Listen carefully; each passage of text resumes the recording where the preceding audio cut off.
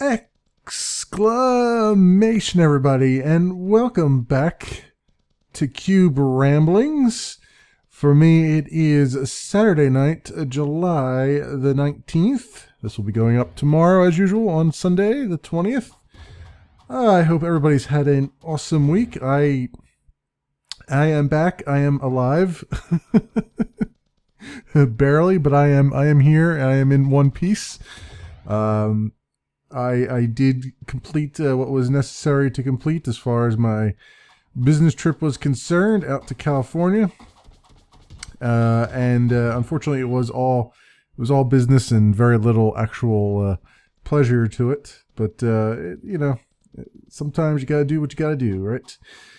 And let me just tell you, apologies to those of you who were looking forward to my Friday live stream, but as I had mentioned last week, I came in yesterday on the red eye. It was 12:30 in the morning Pacific time was my flight, and I got in to Philly at, I think it was 8:30 or so, 8:30ish. A little bit before 8:30, I guess, and that's including the time differential, the 3 extra hours there that I lost, and did not get any sleep at all on the flight. none whatsoever. A lot of other people did, but I did not.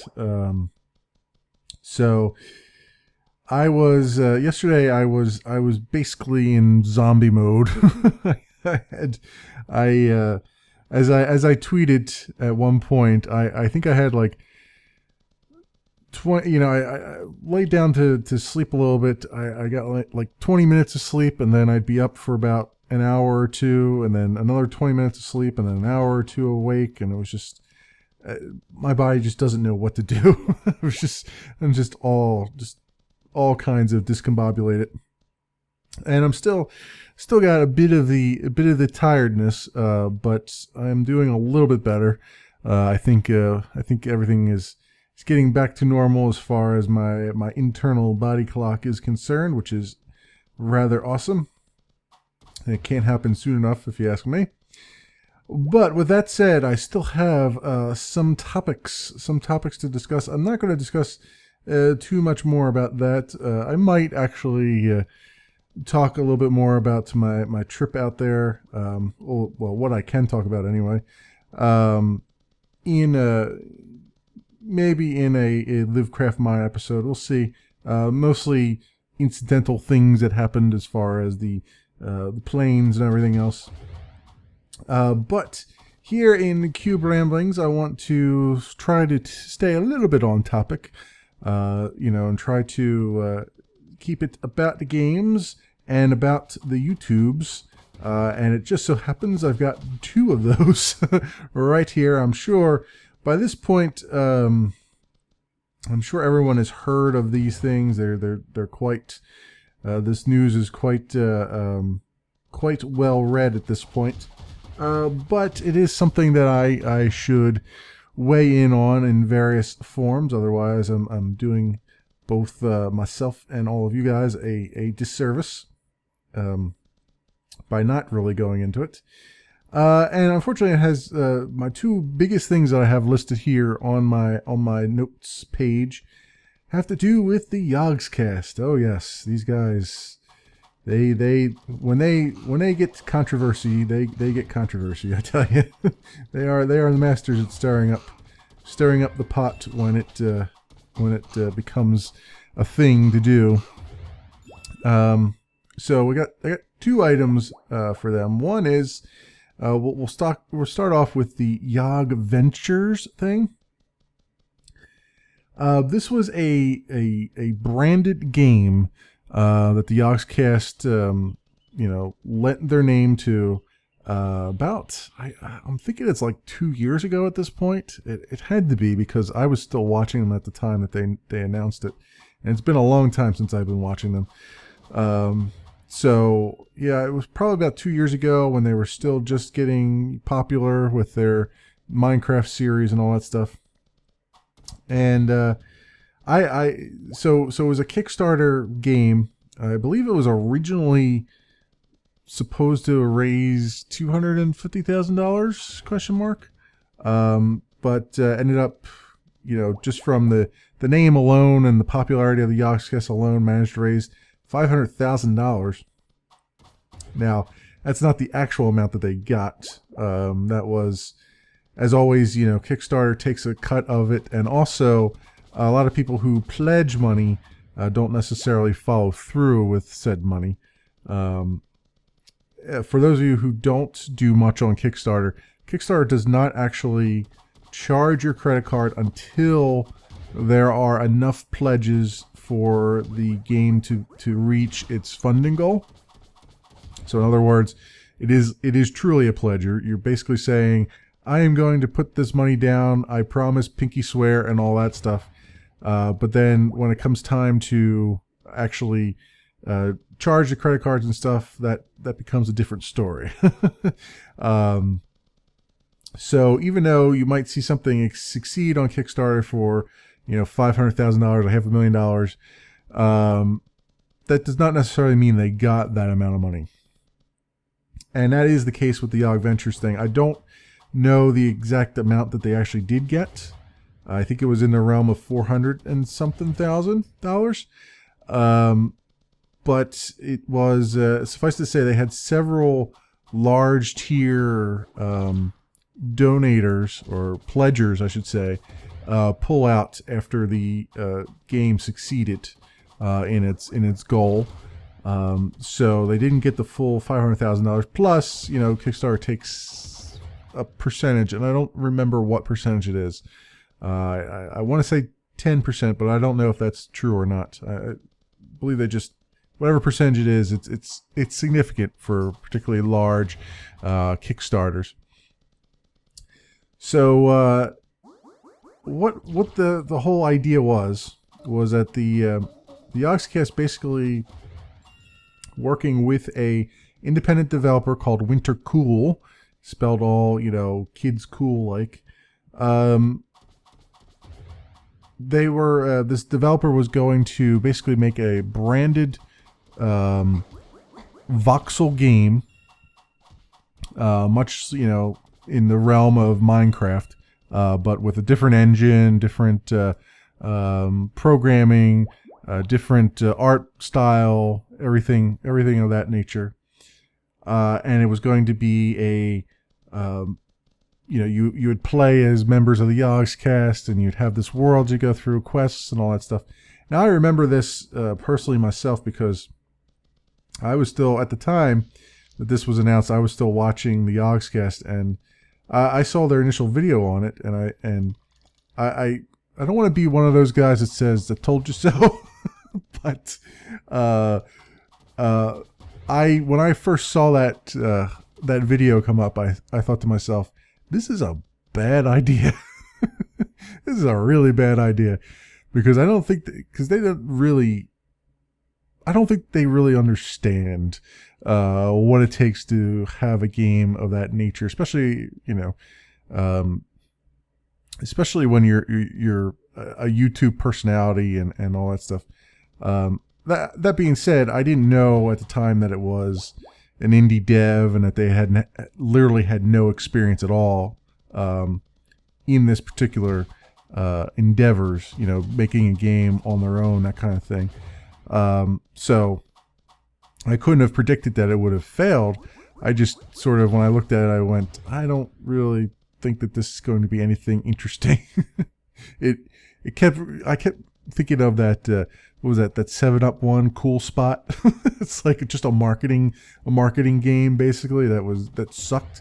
That's kind of what the initial videos of Yogventures looked like, a marketing game that just sucked.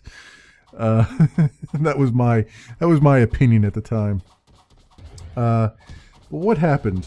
What happened was, just recently, just this week, Winter Cool went on record and said, "Look, we ran out of money. We're shutting down. The Yogventures development has stopped. We just can't afford to do it anymore. Good luck." And the Yogscast, I believe Lewis from the Yogscast or someone else in the Yogscast camp, that's a big... This is the thing that always kind of irks me out a little bit. The Yogscast, is a big like corporation now. They have like their own sponsors, sponsored channels, and all kinds of weird stuff going on. They're kind of like Minecraft, except shadier, much shadier in that regard. And that's just my personal opinion. I have nothing to back that up. It's just me looking at what's going on and knowing some of the things that have happened as of late here.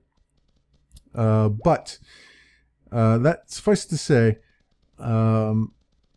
they are in the business of being a business now. YouTube might have started off as a hobby for them, but it is no longer. It is now a business, and as a business, they're doing a lot of business-y decisions, which I'm kind of getting a little bit ahead of myself, but I'll circle back around on that a little bit later. But suffice it to say, all that stuff combined together, I kind of looked at this game as being, okay, this is a business marketing itself. This is basically a marketing game. But what happened was, it came out through a series of Reddit threads that Wintercool, and I feel like I'm jumping around a little bit here, and I apologize, but I just have some bullet points and I'm trying to keep everything straight in my head here. Wintercool basically came out on Reddit and said, look, here's what happened. We ran out of money. They took, I would say, the majority of the blame for everything, saying, hey, this was his first attempt at doing a game of this magnitude. There was a lot of feature creep. There were tons and tons of features came in that they were trying to keep up with. They were actually, from what I understand, they were actually making some demonstrable progress, and they were communicative, which is better than quite a few Kickstarters. But they simply just, it was a lost cause, and it was a slow train to hell, essentially. They just bit off more than they could chew, and they didn't have the experience necessary to really make this thing a reality. And it's the reality of games making and programming and just making software in general is that it's there's a lot more to it than you might think when you're just sitting there like, hey, this would be kind of cool if I did this. And it's there's a lot of coordination, there's a lot of experience that's needed. When you don't have the experience, you're not prepared for the several things that can happen. And some of the things that they mentioned, number one, they had an artist whom they paid upfront $35,000 without getting any kind of, that was a contract that was done. They didn't, all the money was up front. They didn't get any kind of, assurances that there'd be any deliverables or anything like that, which right away is just, it smacks of inexperience, right? You never, ever pay someone completely up front. You always have some kind of milestone thing. Like, you might pay them a lot of times a quote unquote living wage, where, say, you give them just enough each month that they could maybe pay their bills, just barely. And then you can do it that way, or you can do it as truly, staged sum of money. So you'd say, like, hey, we'll give you a quarter of the money up front to try to help you with your initial costs. And then you reach milestone 1, whatever milestone 1 is, and we give you the next quarter. And you reach milestone 2, and you get the next quarter, and so on and so forth. And then when you finally get to the final milestone, and we're happy with what you've delivered, and everything's cool and copacetic, then you get the final payout, or something to that nature. You never, ever, ever, ever pay someone entirely up front without getting any kind of deliverables from them. All right. And so that was mistake number one. And what happened, according to Wintercool, is they paid one of the artists up front, $35,000. Apparently it was a friend, some friend, and that friend could not complete the work for some reason that I couldn't quite figure out. That it was something about there was a non-compete between them and LucasArts or something like that, or he got a job at LucasArts or not LucasArts, but some company. Maybe it was LucasArts. I couldn't quite figure it out. It wasn't really worded that well in the Reddit thread, but basically got a job and apparently ran across the non-compete clause, and that basically nullified any kind of work he could do on this side project. And for those of you wondering, like, what does that mean about non-compete clauses and stuff like that? Non-competes are not unheard of as far as art and development and so on and so forth goes. For instance, as a developer myself, and I don't write games, I just write software.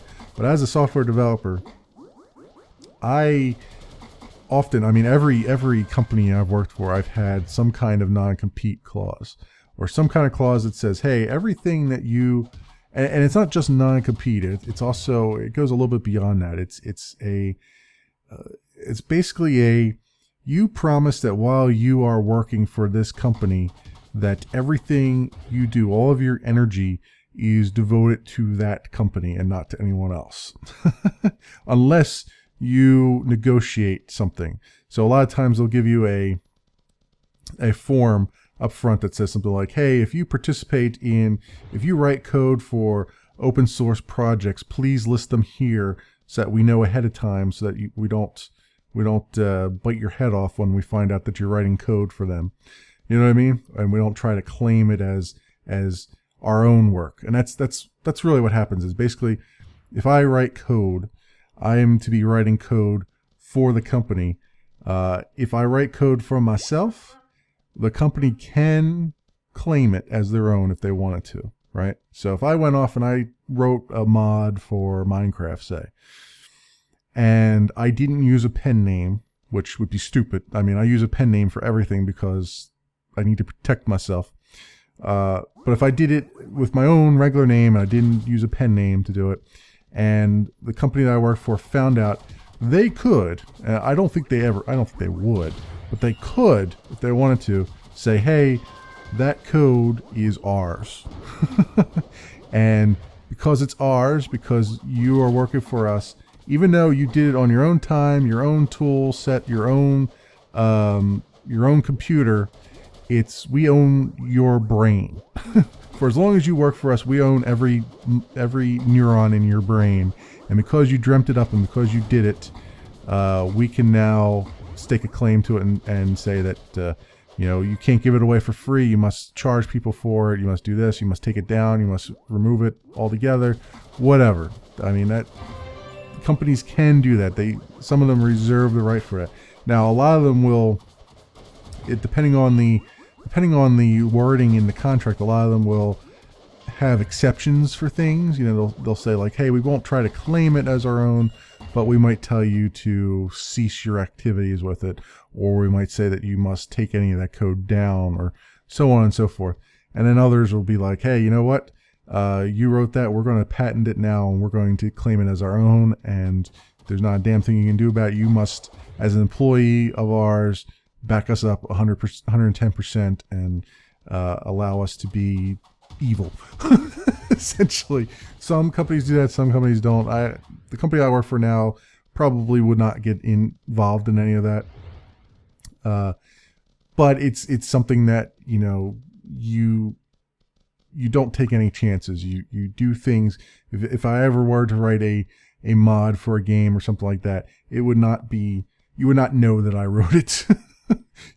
I would have a completely different name on it. It would be completely different everything, just to protect it from any other of these weird clauses that you end up having to sign because every company requires it. It's like it's not like you can say, I'm not going to sign this. I'll just find another job that doesn't require this. Every job pretty much does. So it's an across the board thing.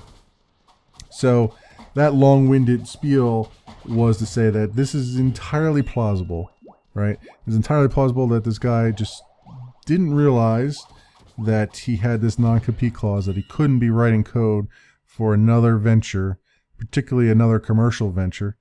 And the companies get particularly bad about incensed about that when you're making money on the side. So what happened was the contract was so open-ended, he was already paid his money. He was already paid the 35 grand, and so he basically took it and walked away from it. Didn't refund it to the project, nothing. Just, tough luck already. It's in my bank account. You can't get it back. So right away, the Wintercool was in the hole, 35 grand, had nothing to show for it. And that's a big, that was listed as the first sign that things were not so rosy in the land of Oz here. And really, honestly, for someone looking in on that, that is the red flag, the top red flag that says this guy is not experienced. Something's wrong here. And apparently, members of the Yogscast saw this and also came to the same conclusion, which is a correct conclusion, right? But here's where it gets a little bit odd, a little bit weird. So, because of their losing faith in Wintercool, the Yogscast said, we're going to take 150 grand of the Kickstarter, and we're going to use that for the backers of the Kickstarter. So the two things that they said they would do, they would take in 50 grand, right, to fulfill the physical rewards. And up front in the Kickstarter, it said 50 grand would go towards physical rewards. That to me seems like that probably happened. Now, I don't know, I wasn't a backer of the Kickstarter, so I have no idea if everybody got their physical rewards or not. But 50 grand seems reasonable for that. It really does. Those things are usually, depending on what they're giving out, they're usually not pens. They're usually something very, very expensive in bulk. So that makes sense to me. What doesn't make sense to me, and what a lot of people are sort of raising as a red flag, is that 100 grand, the other 100 grand that they took because they wanted to hire, excuse me, they wanted to hire a programmer, a full-time programmer for the for Wintercool to actually sit down, a Unity programmer, sit down and code the engine and code the game. Now, why does that raise a red flag for me? Well, number one, $100,000 is actually a reasonable amount for a senior level person, depending on where you live. Okay, depending on where you live, $100,000 is actually fairly reasonable. You can get a pretty good senior level person for that amount for a year, and so that in and of itself doesn't seem too bad. What really seems shady about it is that basically the Yogscast took it upon themselves to hire a programmer, right? Now, correct me if I'm wrong, and I'm probably not wrong. I don't think there's any programmers on the Yogscast's payroll, okay? I don't think the Yogscast even knows what a programmer actually is.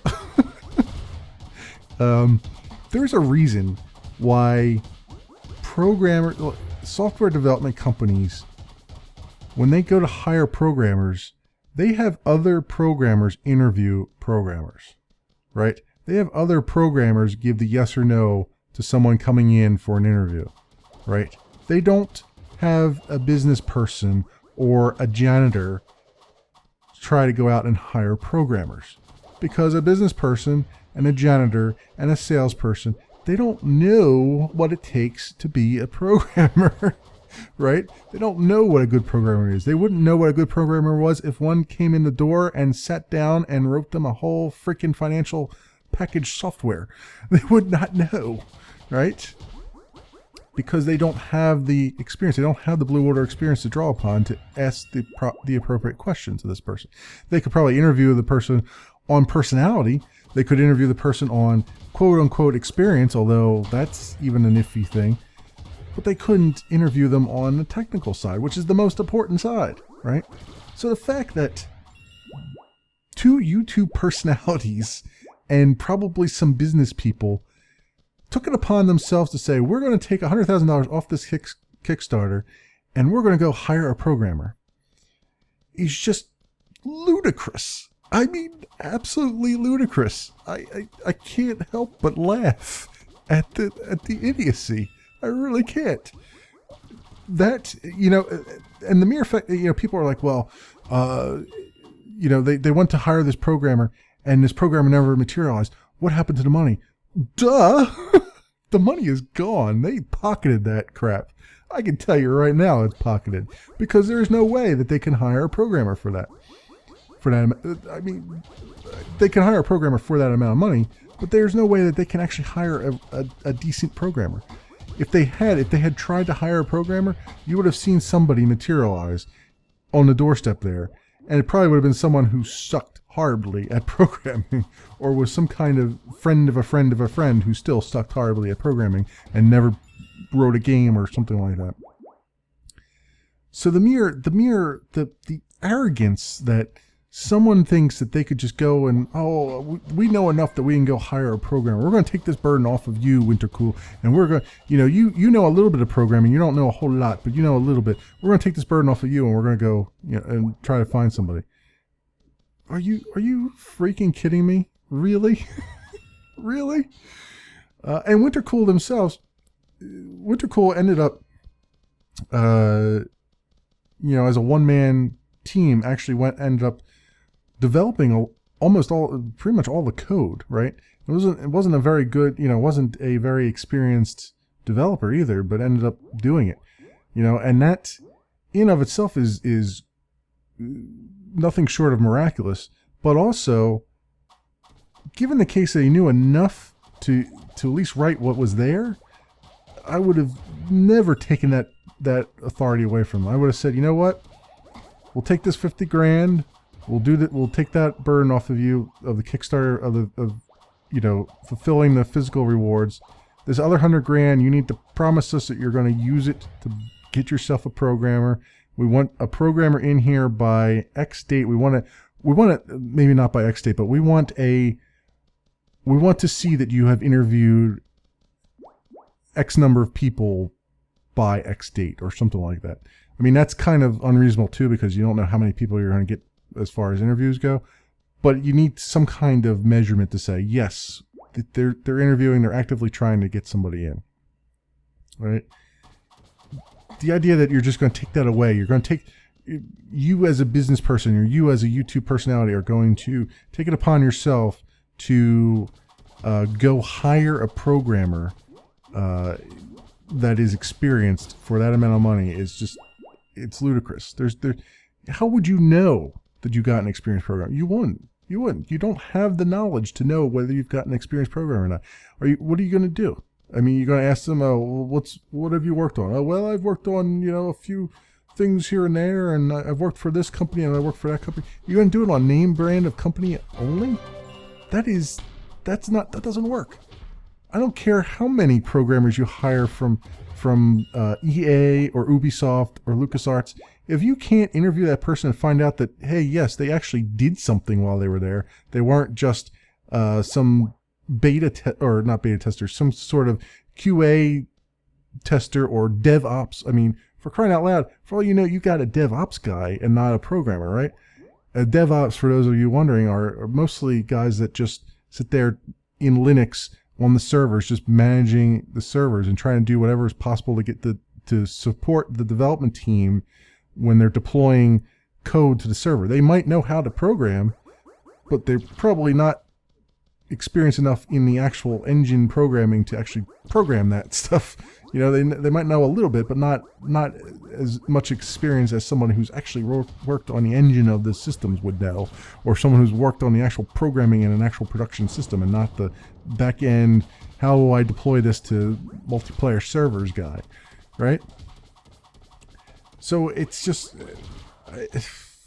I don't know, it boggles my mind that just the arrogance of this, the idea that because I play video games, I must know what it takes to make a video game, or what it takes to make a successful game. It's just it's idiocy. It's just complete idiocy.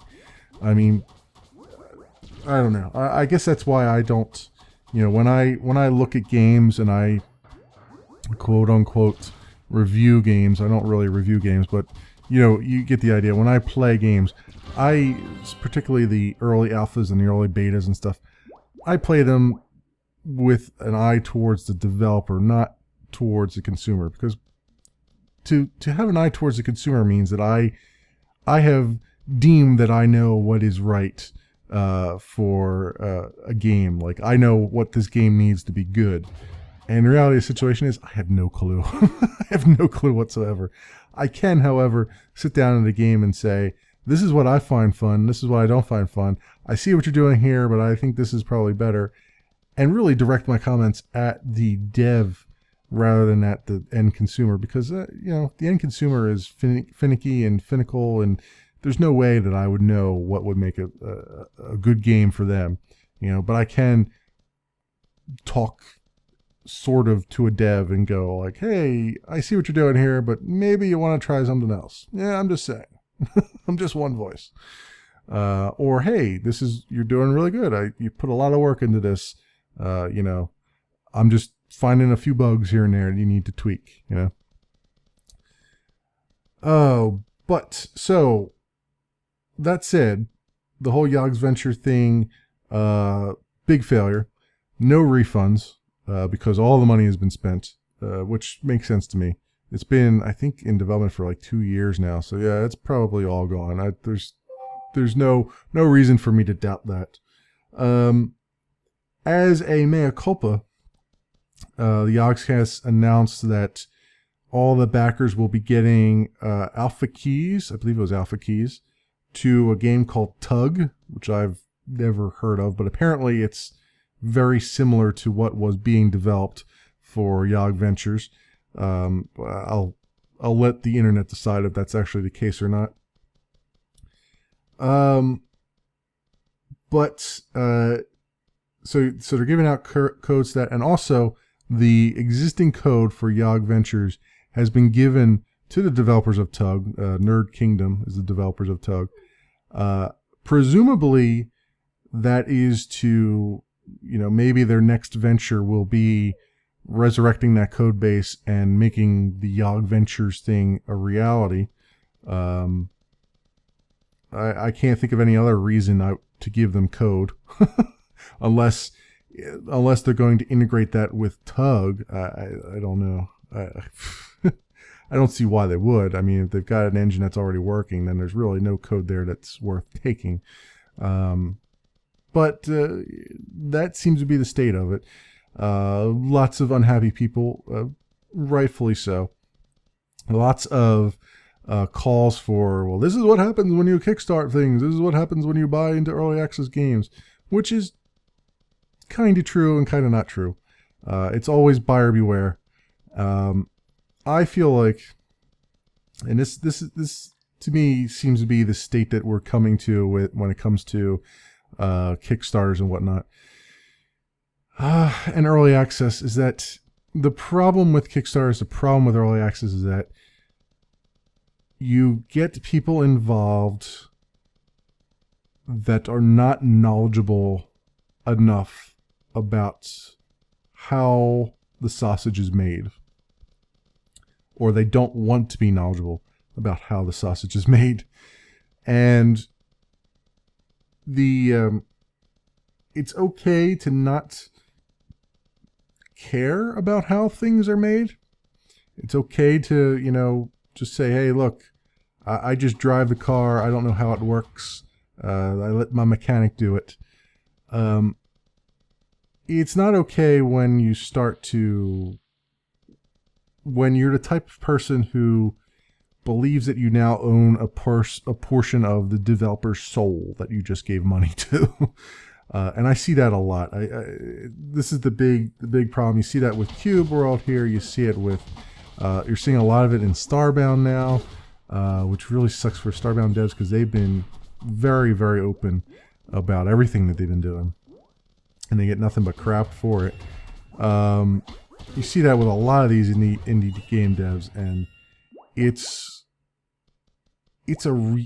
almost nightmarish, right? It's like, it's essentially, I can liken it to, if you're an auto mechanic and you're telling somebody what's wrong with their car, and that, you know, you say, hey, this thing is what's wrong with your car, but it's going to take me a couple days to fix it because I need to get special parts on order for it, and they're hard to come by. And the person just spits in your face and says, no, I want this done in an hour, or else I'm going somewhere else. And you're like, well, then go somewhere else. And then they do, and then they talk to all their friends, they talk to everybody who will listen to them and say, oh, this was a bad mechanic, couldn't do anything, couldn't do this, couldn't do that. It's amazing the number of pricks there are out there who do that now, apparently. I mean, you wouldn't think that would be that big of a deal. You didn't think there'd be that many people that do it, but as far as games go, yeah, there is. Because there's a lot of misunderstanding about what isn't actually involved in game development, or for that matter, in software development. I mean, I'm just as guilty of that in software development, where I dumb down things when I'm talking to non-developers, because I've learned in the past that non-developers really don't care for the nuts and bolts. They just want to know, yes, this is going to be on time. No, this is not going to be on time. Yes, it's going to cost this much. No, it's not going to cost that much. I mean, it's unfortunate, but it ends up proliferating this notion that there's pixie dust in your computer, and all I do is all this magical pixie dust manipulation, and really it's more analytical than that. It's, you know, the code takes time, you know, bugs take time, everything takes time, everything takes money to do. It's the way it is. Things are either done or they're not done. You write code well or you don't write code well, you know? And when you don't write code well, you get Minecraft, which has, you know, people have been complaining, oh, you know, 1.8's taking so long to come out. Why is it taking so long? They've been basically rewriting that engine for the last couple versions because Notch sucks at programming, basically. I mean, the code, in order to introduce all these new blocks and all these entities and everything else, they've had to completely rewrite the code. They're rewriting the lighting engine to fix these long-running bugs because the lighting engine was never written correctly. It takes time. It takes time to... You're basically changing the tires on the bus while it's traveling 60 miles an hour on the freeway in the rain. You know what I mean? That is how software development works. And that is why it takes so much time to do things. Oh, but that's my long-winded rant about that. So we'll continue our rant about the Yogscast in the next little news majigger here. They announced this week, just recently, that they have this program called Yogdiscovery, and I believe it's a whole channel, but I couldn't quite figure that out. I don't know if it's a whole channel or it's just a program that spans all their channels and all their managed partners, or who the hell knows at this point. But Yogdiscovery, or Yogdiscovery, whatever it is, basically the Yogscast has said they're going to charge developers to feature their games. Charge the developers directly. Now that's on top of the normal ad revenue you get from having ads on YouTube and from various other things that they might be doing. Maybe they link to the game through AdFly or something like that and get ad links from there. Who the hell knows what else they're doing? They also, I believe they also have a website, and they post their videos up on there. So if they have advertising on the website, they'll probably get money from that as well. It's a big cash grab is what it is. And it's, this comes back to the whole business thing. You know, Yogscast is basically a business now. They're looking at everything as a business venture. There's nothing inherently wrong with that. It's just that ethically speaking, it's kind of, it doesn't sit well with me, at least. As far as the business goes, yeah, business is business. But there are some things that I feel like are going a little bit too far. So the idea behind Yogdiscovery is that Yogscast finds a game that they want to feature.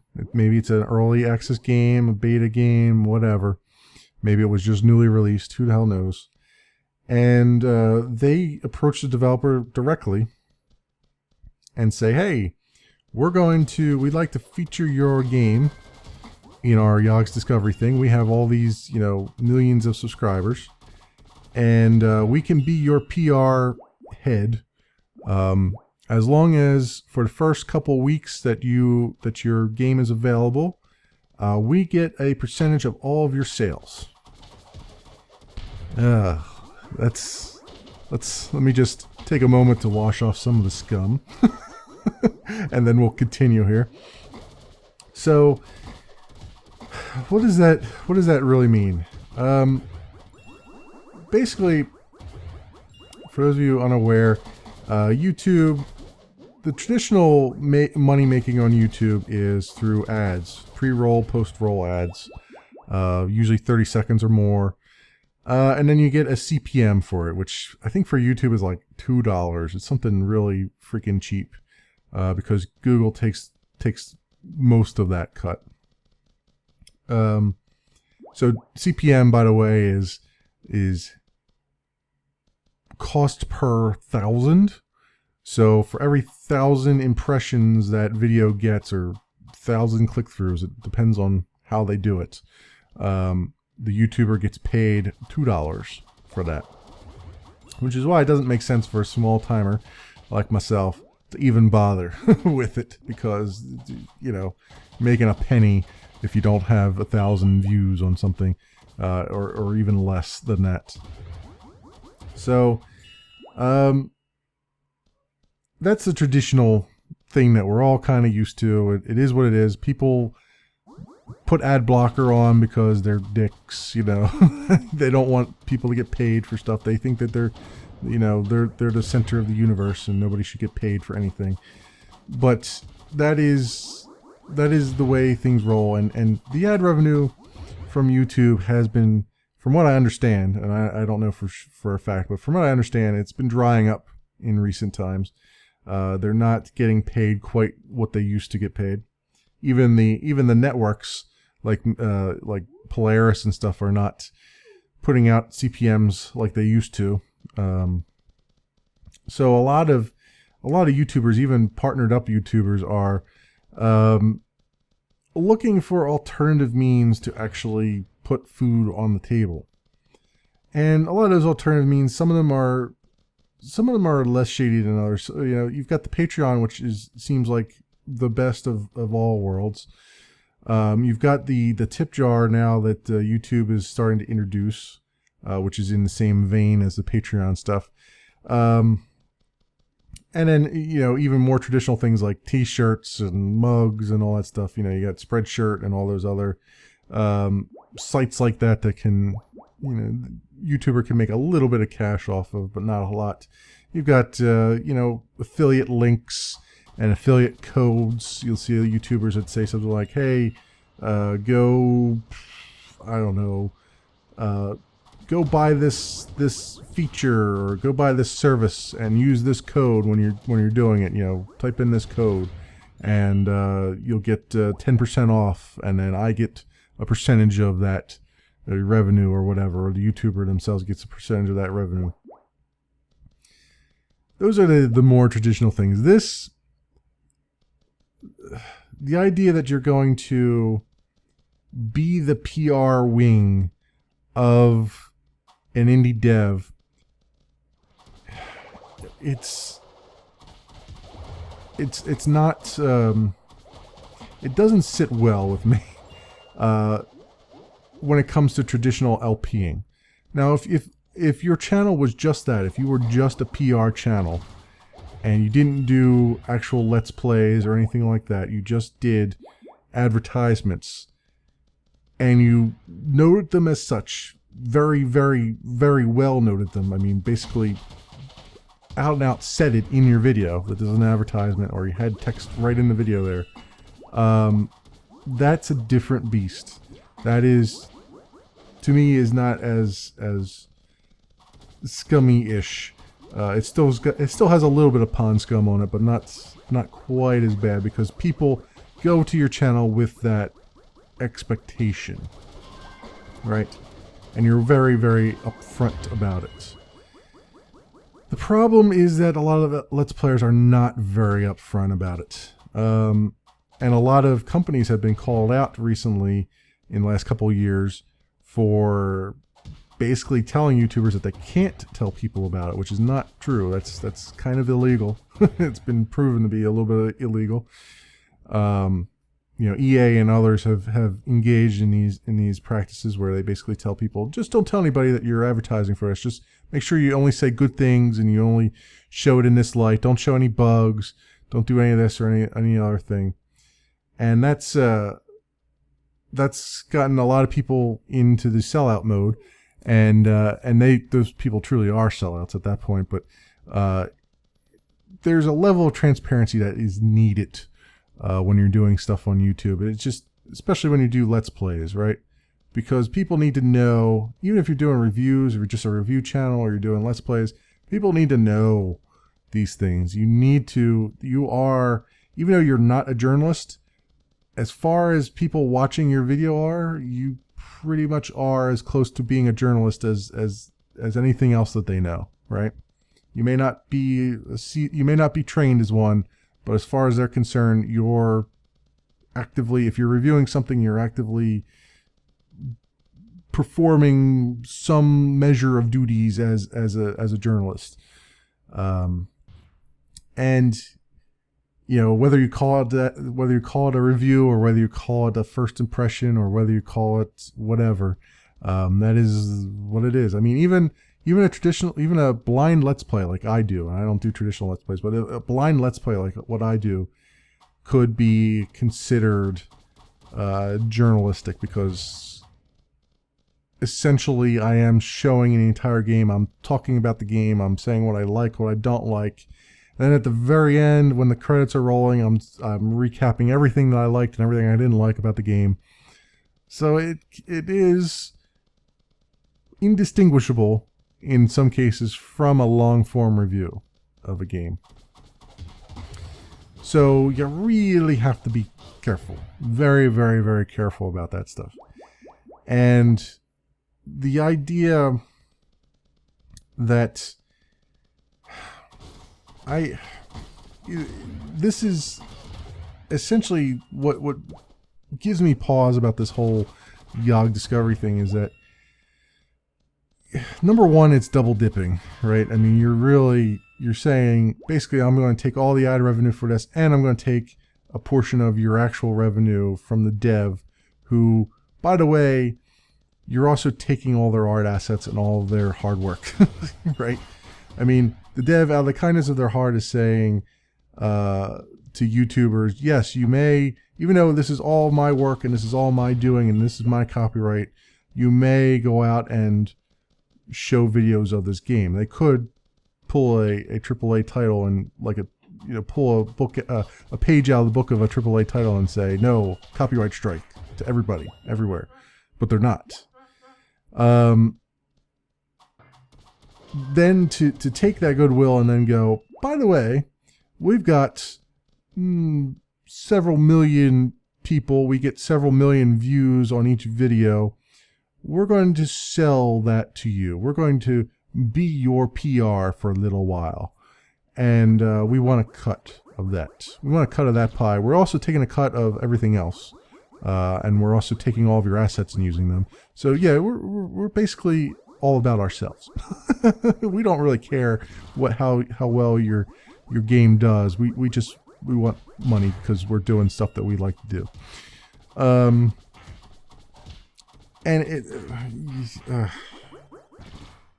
There's nothing wrong with getting paid to do what you like to do, but it just, I don't know, it does not sit well with me. It's the reason I say it doesn't sit well for me is that you have, even though you're not, you can call yourself whatever you want to call yourself. You can call yourself not a journalist. You can call it, this is just, I would, even if I wasn't getting paid by the developer, I would say these words. But the problem is, because you were paid by the developer, we don't know that for sure as viewers. We all the evidence that would have to the contrary is gone, right? Because at the end of the day, you are the editor of the video, right? So there is nothing to say that, hey, a developer pays you. Now what's going to happen is the developer says, okay, if I'm going to pay you to promote my video, then it's got to be in a good light, and it's got to do this, and it's got to do that. And you can refuse as much as you want, but then I'm not going to pay you, right? So now we're into a situation where we don't know if that happened or not. We don't know if that was the case. We don't know if they were paid, and the stipulation for getting paid was that it had to be in a good light. All we know is that the Yogscast has full editorial control over what went out, right? So they could be playing a game that actually sucks, that's buggy as hell, right? But they can edit around that. They can just edit their video around and make it so that, oh, you don't see any of these bugs, or they can gloss over things that aren't quite working. And basically, downright lie about what the game has to offer because they got paid to promote it. And not all paid promotions are bad, but this one, this idea that you're going to do it this way is really, it doesn't leave a lot of room for interpretation that it's not bad, right? It just doesn't.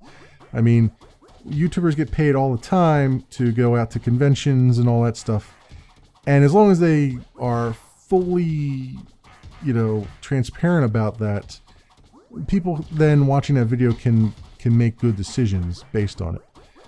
But the Yogscast has never really been very transparent about what they do. There's rumors that they don't even edit their own videos.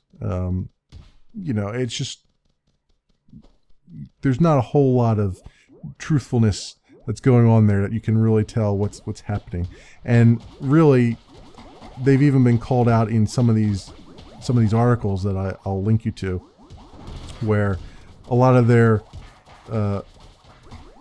notification that they've been paid for this is worded in such a way that you wouldn't be able to tell, especially as a kid. I mean, they attract a lot of kids to their channel. The kids aren't going to know unless you come out and be blatantly explicit, like, yes, I have been paid for this.